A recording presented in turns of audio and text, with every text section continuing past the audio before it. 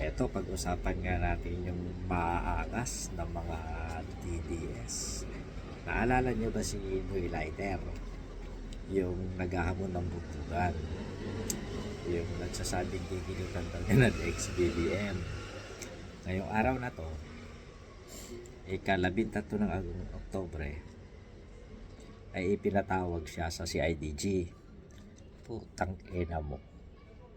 Balita ko, may nagbalita sa akin kaibigan ko sa CIDG. Putang ina mo, umiyak ka. Bakit ka umiyak nung sinabing magpa-drive test ka? Hayop ka. Akala ko baka yung mga DDS ay galit kayo sa mga adik. Bakit itong pinaniniwalaan yung si Boy Lighter napaaming adik o gumamit ng droga? Ang sabi niya, ang huling gamit niya ay 2 weeks ago. Ibig sabihin, nung nag-aangas siya noong September 21, rally, bangag ang gago. Hanep naman kayo. Akala ko ba malilinis kayong mga tao?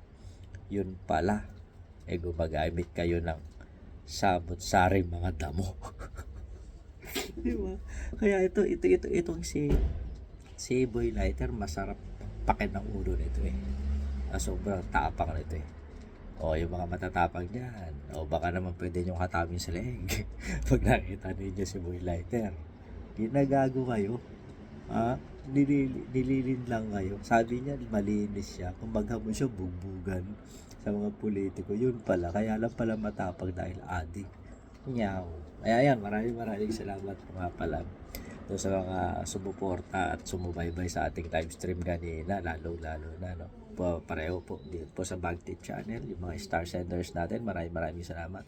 And of course, sa mga nagpakulay kay Placo, thank you Placo sa pagpapakulay mo kanina kay JR Palico aka Bagtit. Yun po yung channel natin sa YouTube. Mabuhay ka hanggat gusto mo, mabush. Boy Lighter, tayo na lang bugbugan, no? Ano, kakasaka?